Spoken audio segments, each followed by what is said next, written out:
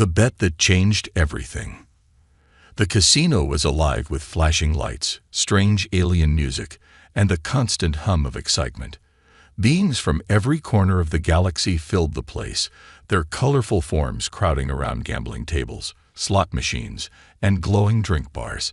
Jack sat at the corner of a table, his human frame looking small compared to the towering aliens around him. He was tired, broke, and desperate. Jack wasn't supposed to be here.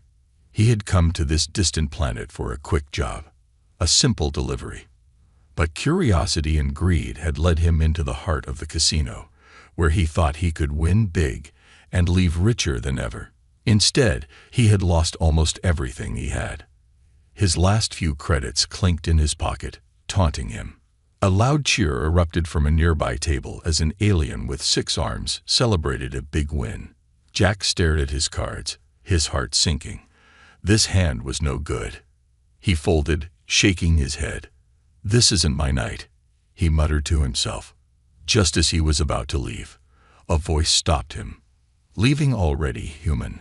Jack turned to see a tall, reptilian alien with glowing red eyes and sharp teeth. The alien's scales shimmered under the casino lights, and his smile sent a chill down Jack's spine. The alien introduced himself as Crocs, a name that carried weight in the room. Crocs was a known figure in the underworld, a powerful and dangerous alien who owned half the casino. "You look like a man who needs a change of luck," Crocs said, his voice smooth yet menacing. Jack hesitated. "I've had enough for tonight."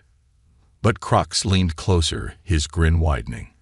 "What if I told you I have a bet that could turn your night around? One big win, and you walk out a king." Jack knew better than to trust someone like Crocs, but desperation clouded his judgment. What kind of bet? Crocs snapped his fingers, and 2 of his goons dragged a young alien girl into the room. She was unlike anyone Jack had ever seen. Her skin glowed faintly blue, her silver hair shimmering like starlight. Her bright eyes held a mix of fear and defiance. She wore a strange collar around her neck, and Jack instantly knew she was a prisoner. "This," Crocs said, gesturing at the girl. "She's worth more than any amount of credits in this room. A rare prize, human. Win the bet, and she's yours." Jack frowned. "She's not an object. What kind of game is this?" Crocs laughed, his sharp teeth glinting. "Oh, don't be so noble. You're in a casino, not a temple. The game is simple. 1 round of galactic poker. Win, and she's yours. Lose, and you owe me everything you've got, including your ship." Jack's heart pounded. He didn't want to gamble on someone's life, but he couldn't walk away either. He glanced at the girl, who looked at him with silent desperation. Her eyes seemed to plead, "Don't leave me." Against his better judgment, Jack nodded. "Deal me in." The crowd around them grew silent as the cards were dealt. Crocs leaned back, confident and smug. Jack's hands trembled as he picked up his cards. His heart sank. It wasn't a strong hand. Crocs chuckled. "Bad luck already, human." Jack took a deep breath. He needed to play smart. He watched Crocs's every move, looking for a tell, a sign of bluffing. Crocs's confidence didn't waver, but Jack noticed something. A twitch in Crocs's left claw every time he glanced at his cards. Jack decided to bet everything he had.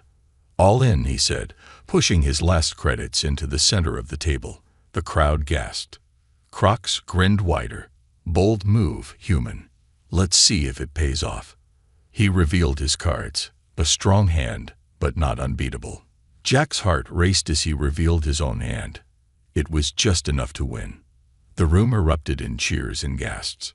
Crocs's grin disappeared, replaced by a dangerous scowl. Jack exhaled in relief, barely believing his luck. Crocs stood, his massive frame towering over Jack. "You've won the game," he growled, his voice low and threatening. "But you don't know what you've gotten yourself into." The girl was released from her bonds and stepped beside Jack. Her glowing eyes met his, and for the first time, she smiled faintly. "Thank you," she whispered. But Jack's relief was short-lived. Crocs leaned closer, his red eyes burning with fury. "This isn't over, human. She belongs to me. And I'll come for her. And when I do, I'll make you regret crossing me." As Crocs stormed away, Jack realized he had just made a powerful enemy. He glanced at the girl, who stood silently by his side. She wasn't just a prize.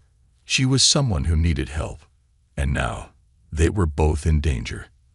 The casino lights seemed dimmer as Jack led her out into the chaotic streets of the alien city. He didn't know what lay ahead, but one thing was clear.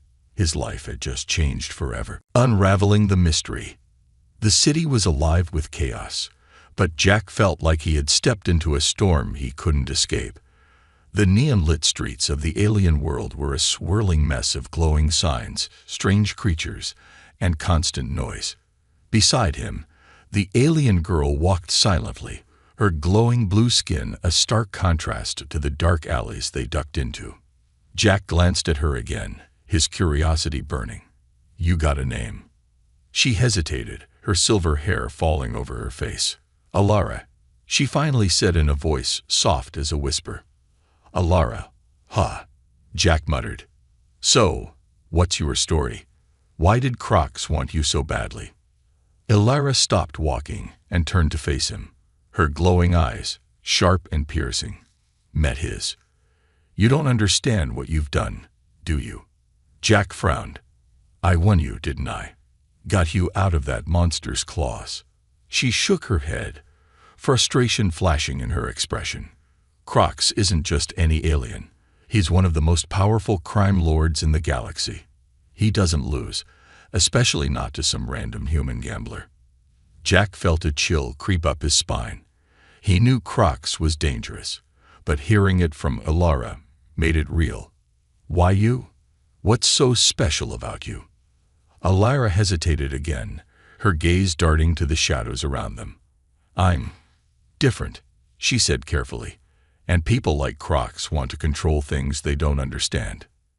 Jack raised an eyebrow. "Different how?" She sighed and held up her hand. At first, nothing happened, but then a faint light began to form. A soft, glowing energy pulsed in her palm, bright enough to light up the alley.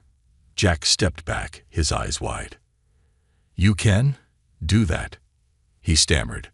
Alara closed her hand, and the light vanished.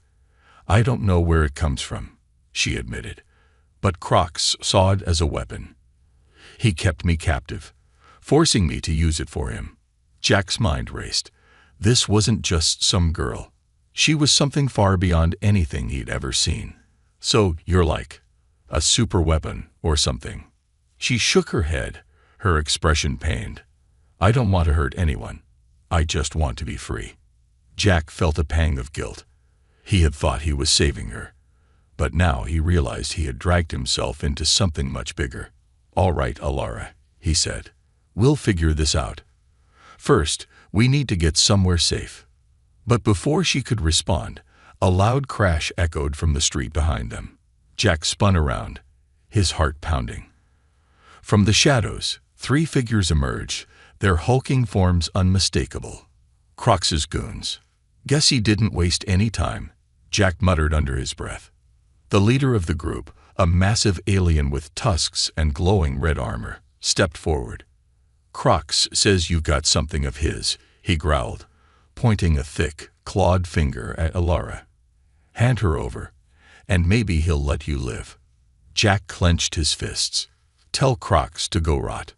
The goons didn't wait for another word. They lunged, their weapons sparking to life. Jack grabbed Alara's arm and pulled her into a run. "Move," he shouted. The chase was frantic. The narrow alleys of the city turned into a maze, with Jack and Alara weaving through crowds of aliens and jumping over obstacles. Behind them, the goons roared, their heavy footsteps shaking the ground. As they rounded a corner, Jack spotted a marketplace packed with stalls and traders. "This way," he said, diving into the chaos. The noise and confusion gave them a few precious seconds to hide. They ducked behind a stall filled with glowing orbs, panting heavily. Alara looked at Jack, her fear evident. We can't keep running forever, she said. Jack nodded, his mind racing. Then we'll stop running. But first, we need a plan. Elara hesitated, then reached into a pouch on her belt. She pulled out a small device, no bigger than a coin. This might help, she said, handing it to Jack. What is it? He asked, turning it over in his hand.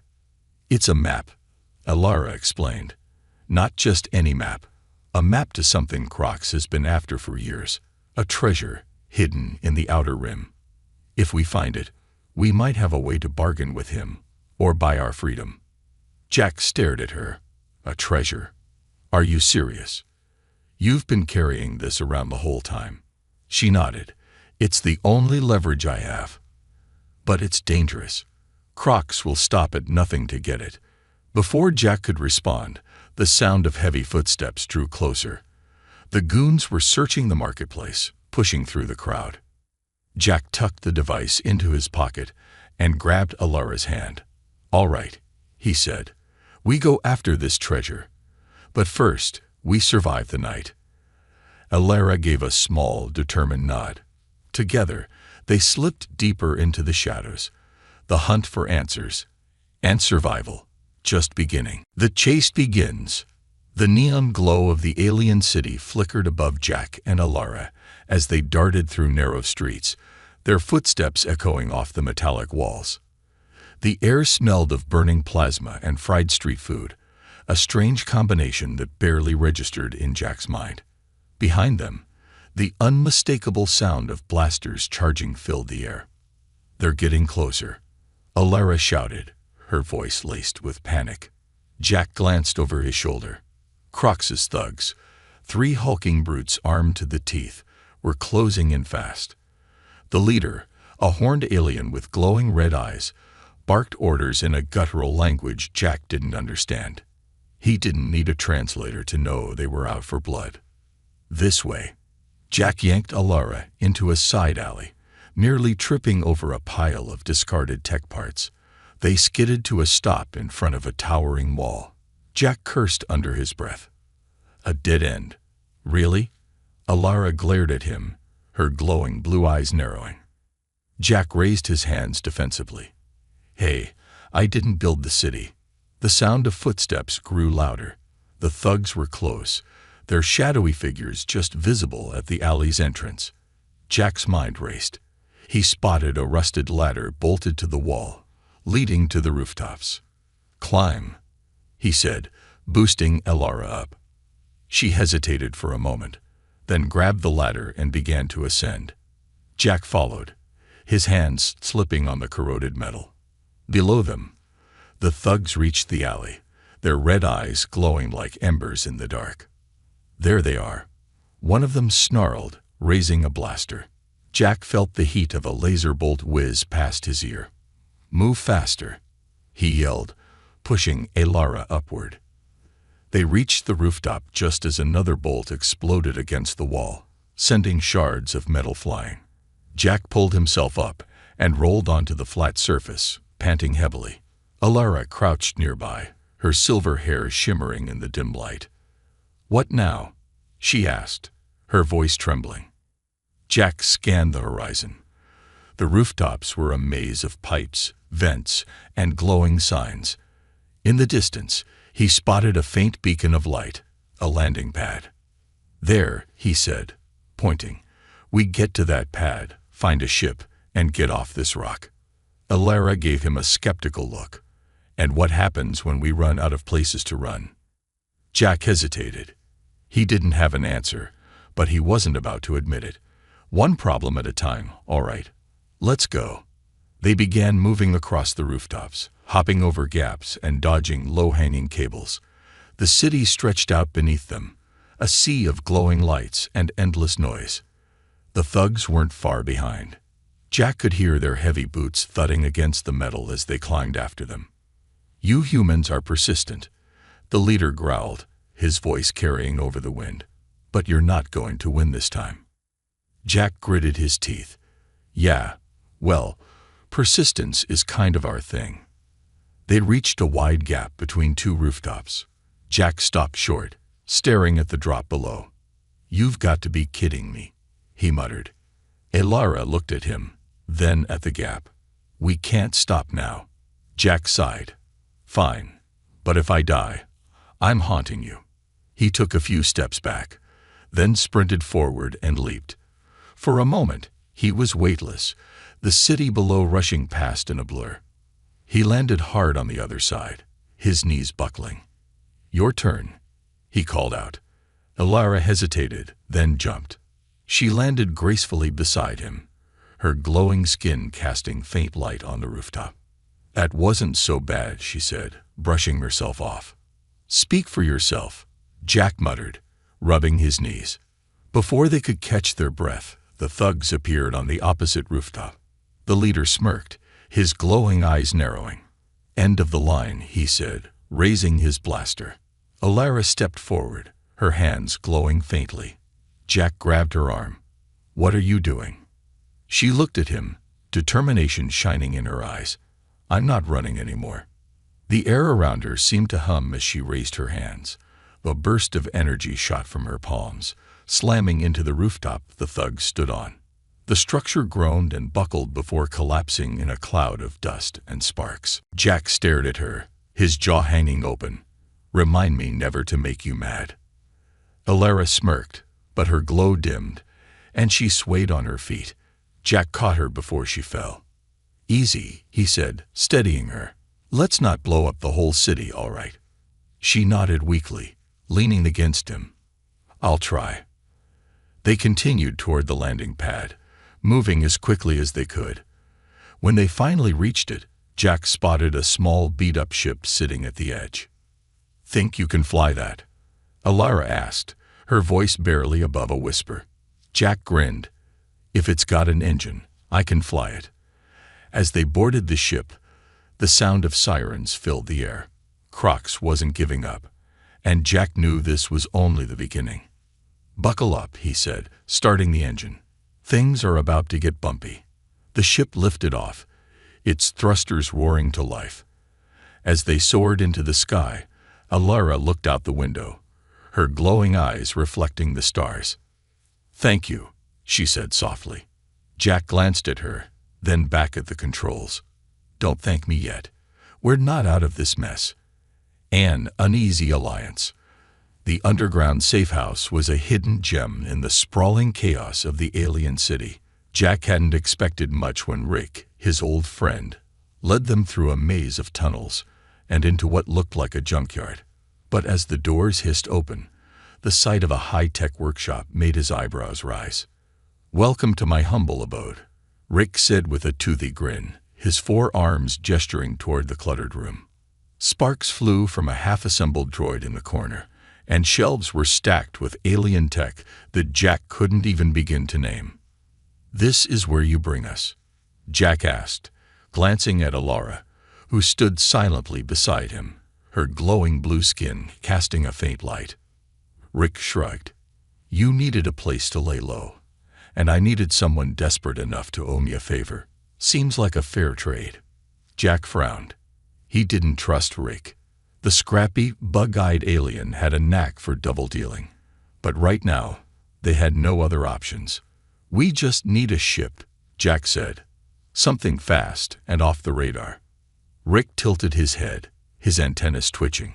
"Ships don't come cheap, Jack, and after that stunt you pulled at Crox's casino, you've got a bounty bigger than a planetary moon." Jack sighed. "Figures.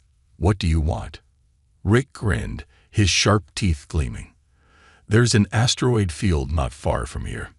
Inside one of those rocks is an energy crystal I've been after for years.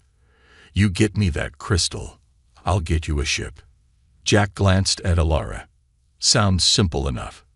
"It's not," Rick said, his grin fading. "The asteroid field is crawling with scavengers, bounty hunters, and, oh yeah, Crox's goons. You'll be walking into a death trap." Jack crossed his arms. "If it's so dangerous, why don't you get it yourself?" "Because I'm not stupid," Rick replied, tapping his head. "But you're desperate. Big difference." Alara, who had been silent until now, stepped forward. "We'll do it," she said firmly. Jack blinked. "We will." She looked at him, her glowing eyes steady. "We don't have a choice, Jack. If we stay here, Crocs will find us. We need that ship." Rick chuckled. "I like her. She's got more sense than you." Jack shot him a glare but didn't argue. "Fine," he said. "We'll get your crystal, but if you double-cross us—" "I wouldn't dream of it," Rick said, his grin returning. The journey to the asteroid field was tense. The borrowed speeder hummed as Jack piloted it through the dark, empty expanse of space. Alara sat beside him, her hands glowing faintly as she stared out the window. "You've been quiet," Jack said after a while. "I'm thinking," she replied, her voice soft. "About what?" She hesitated, then said, "About what happens after this. Even if we get the ship, Crocs won't stop hunting us. He's relentless." Jack frowned. "Then we make sure he can't hunt us. We find a way to take him down." Alara looked at him, her glowing eyes filled with doubt. "You make it sound so easy." "It's not," Jack admitted. "But we'll figure it out, one step at a time." They reached the asteroid field soon after. The massive rocks floated silently in the void, their jagged surfaces reflecting faint starlight. Jack maneuvered the speeder carefully, dodging smaller debris as they scanned for the crystal. "There," Alara said, pointing to a large asteroid with a strange, pulsing glow. Jack brought the speeder closer and landed on a flat surface. The moment they stepped out, the silence of space was replaced by a low hum. The glow from the asteroid's core lit up the jagged terrain around them. "Stay close," Jack said, his hand resting on the blaster at his side. They made their way toward the source of the glow, the air around them growing warmer with every step. The crystal was embedded in the rock, its light pulsing like a heartbeat. "There it is," Alara said, her voice barely above a whisper. Jack approached it cautiously. "Let's grab it and get out of here." As he reached for the crystal, a loud clank echoed behind them. Jack spun around, his blaster drawn. 3 scavengers emerged from the shadows, their armor pieced together from scraps of metal and their weapons aimed directly at Jack and Alara. "Well, well," the leader sneered, his reptilian face twisted into a grin. "Looks like we got some competition." Jack raised his blaster. "We're just here for the crystal. No need to make this messy." The scavenger laughed. "Oh, it's going to be messy, all right. But don't worry, you won't live to see it." Before Jack could respond, Alara stepped forward. Her hands began to glow brighter, and the air around them seemed to vibrate. "Leave," she said, her voice calm but commanding. The scavengers hesitated, their confidence wavering. But the leader snarled, "What are you gonna do? Glow us to death?" Alara didn't answer. Instead, she raised her hands, and a wave of energy burst from her palms, slamming into the scavengers and sending them flying. The force shook the ground, and Jack barely managed to stay on his feet. When the dust settled, the scavengers were gone, their bodies scattered across the asteroid's surface. Jack stared at Alara, his jaw slack. "Remind me never to argue with you." She gave him a faint smile but swayed on her feet. Jack caught her before she fell. "Easy," he said. "You don't need to burn yourself out." "I'm fine," she said weakly. Jack nodded and turned back to the crystal. He pulled it from the rock and tucked it into his pack. "Let's get out of here," he said. "Something tells me this isn't over." As they made their way back to the speeder, Jack couldn't shake the feeling that they were being watched. The asteroid field was too quiet, too still. And as they flew back toward the city, he knew one thing for sure. Crocs wouldn't let them go that easily. The asteroid ambush. The asteroid field stretched endlessly before them, a chaotic maze of drifting rocks illuminated by the eerie glow of distant stars.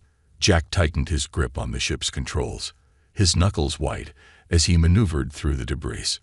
The faint hum of the engines was the only sound, a fragile calm before the storm. "Are you sure this map is accurate?" Jack asked, glancing at Alara. She sat in the co-pilot's seat, her glowing hands resting on her lap. Alara nodded, her silver hair shimmering in the dim cockpit light. It's leading us to the heart of the field. That's where the treasure is supposed to be. Jack snorted. Of course it is. Why can't the galaxy's secrets ever be somewhere easy? Like a beach. Alara allowed herself a faint smile but quickly grew serious again. This treasure, Crox has been searching for it for years. It must be important. Important enough to send a whole army after us, Jack muttered, adjusting the ship's trajectory. The ship's navigation system began to beep, a warning of incoming objects. Jack leaned forward, squinting at the screen. We're not alone, he said, his voice tense. Alara turned to him. Scavengers. Jack shook his head. Worse. A shadow passed over the cockpit, and Jack's stomach sank. A massive ship, dark and menacing, loomed ahead of them. Its hull was covered in jagged armor, and its weapons glowed ominously. Crox's men, Alara whispered, her glowing eyes narrowing. The comms crackled to life, and a guttural voice filled the cockpit. Human, you've made a big mistake. Hand over the girl and the map, and we might let you live. Jack clenched his jaw, his fingers flying over the controls. Yeah, I'm going to pass on that. The voice growled. Then prepare to die. The massive ship's weapons came to life, and the asteroid field erupted in chaos. Bolts of energy streaked through the void, narrowly missing Jack's ship as he swerved between the drifting rocks. Hold on, Jack shouted, pulling the ship into a sharp dive. Alara gripped the edge of her seat, her glowing hands trembling. We can't outrun them. Jack smirked despite the danger. Who said anything about running? He twisted the ship around a massive asteroid, using its gravity to slingshot them back toward their pursuers. The sudden maneuver caught the enemy off guard, and Jack fired the ship's rear cannons, hitting one of their smaller ships. The explosion lit up the asteroid field, but the larger ship remained unscathed. That just made them angrier, Alara said, her voice tight. Good, Jack replied. Angry people make mistakes. The enemy ship fired again, the blast grazing their hull. Sparks flew in the cockpit, and alarms blared. Shields are down, Alara shouted. Jack cursed under his breath. All right, plan B. Which is? Improvise. He steered the ship toward a dense cluster of asteroids, weaving through the narrow gaps with a skill that surprised even himself. The larger ship couldn't follow as easily, its bulky frame scraping against the rocks. We're losing them, Alara said, a glimmer of hope in her voice. But her relief was short-lived. Another enemy ship, smaller and faster, appeared ahead of them, cutting off their escape. They're everywhere, Alara said, her glowing hands tightening into fists. Jack's mind raced. Can you use your powers? Do something flashy and scary. Alara hesitated. I don't know if I can control it. Not out here. You don't have to control it, Jack said, dodging another blast. You just have to make them think you can. Alara nodded, her hands beginning to glow brighter. She closed her eyes, and the air in the cockpit seemed to hum with energy. The light from her hands intensified, spilling out of the ship and into the surrounding void. For a moment, the asteroid field was bathed in a brilliant, otherworldly glow. The enemy ships faltered, their pilots momentarily blinded by the light. Jack seized the opportunity, pushing the ship's engines to their limit and breaking through the blockade. As the glow faded, Alara slumped in her seat, her breathing shallow. Hey, Jack said, glancing at her. You all right? She nodded weakly. I just need a moment. Jack's relief was short-lived. The comms crackled again, and Crox's voice filled the cockpit. You think you've won, he snarled. This is just the beginning. You can't run forever, human. Jack smirked, flipping the switch to cut the comms. Watch me. The ship soared out of the asteroid field, the enemy ships falling behind. For now, they were safe. But Jack knew Crox wasn't bluffing. This wasn't over, not by a long shot.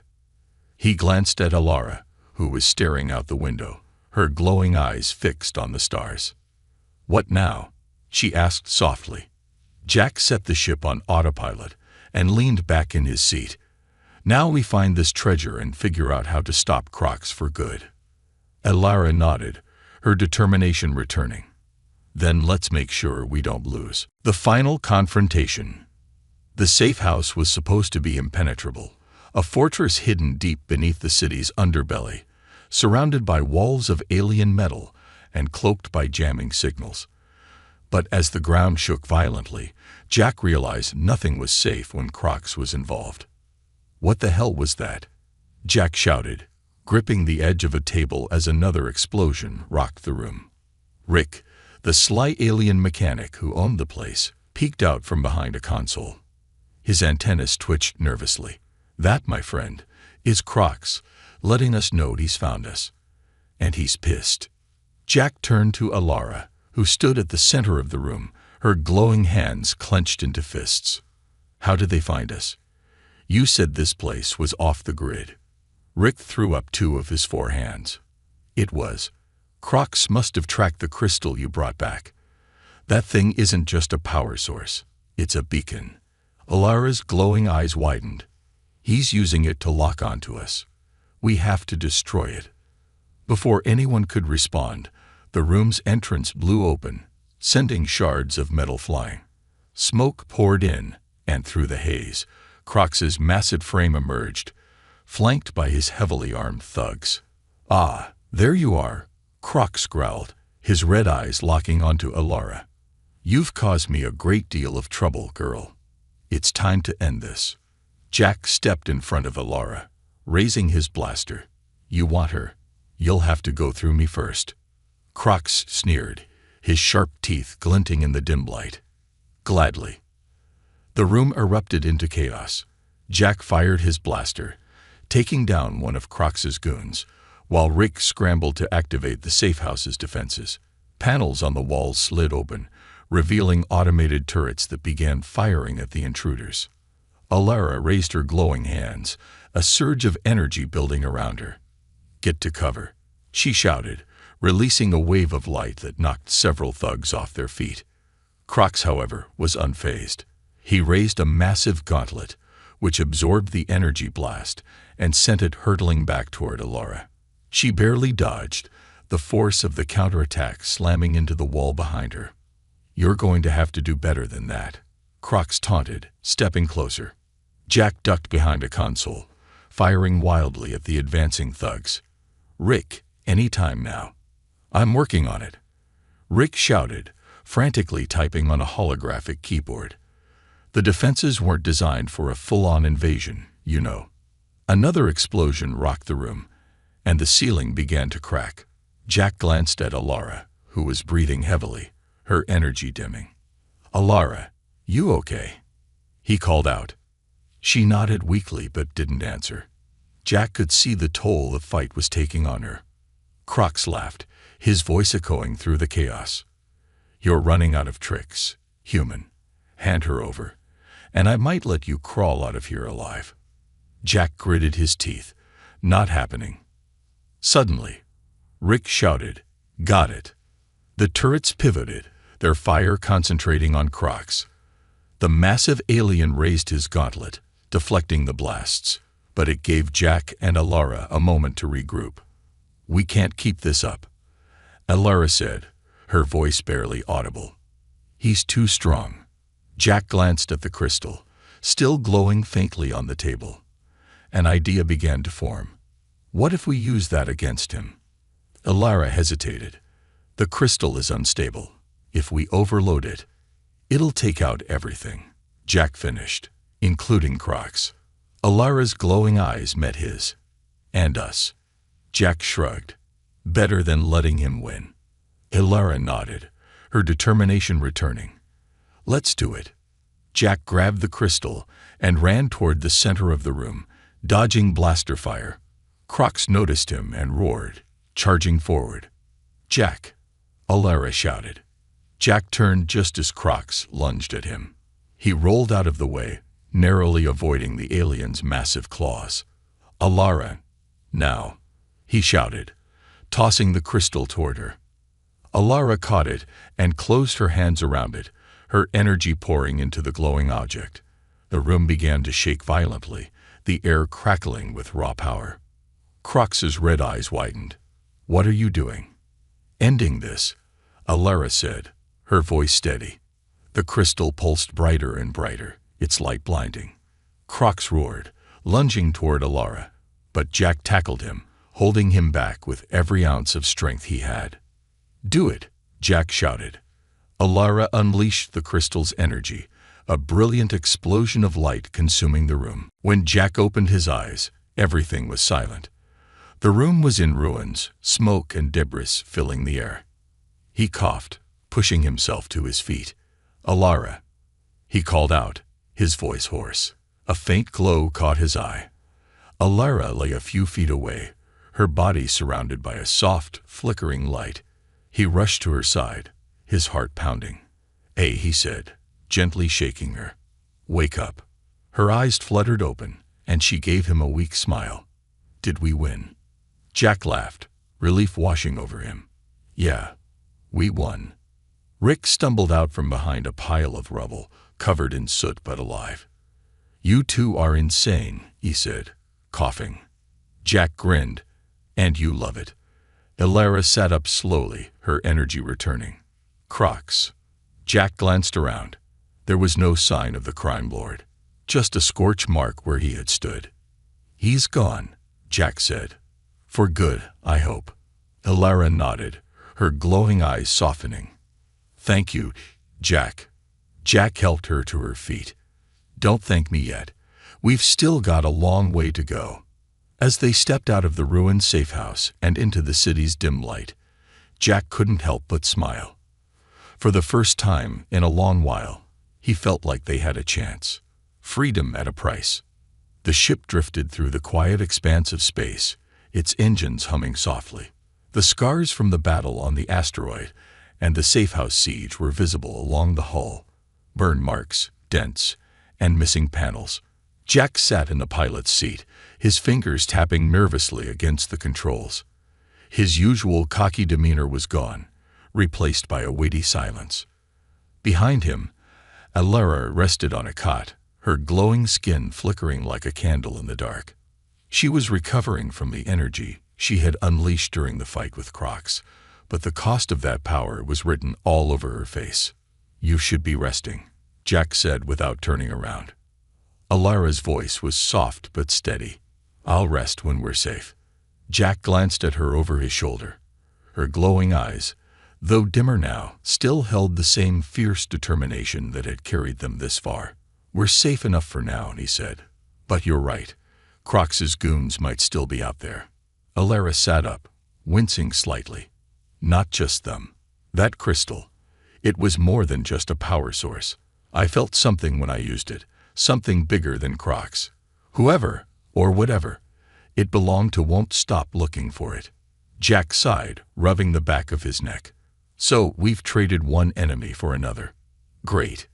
Alara stood and moved toward the cockpit, steadying herself against the wall as she walked. She looked out at the stars, her glowing skin reflecting faintly on the glass. "Jack, you don't have to stay with me. You've already done more than anyone ever has.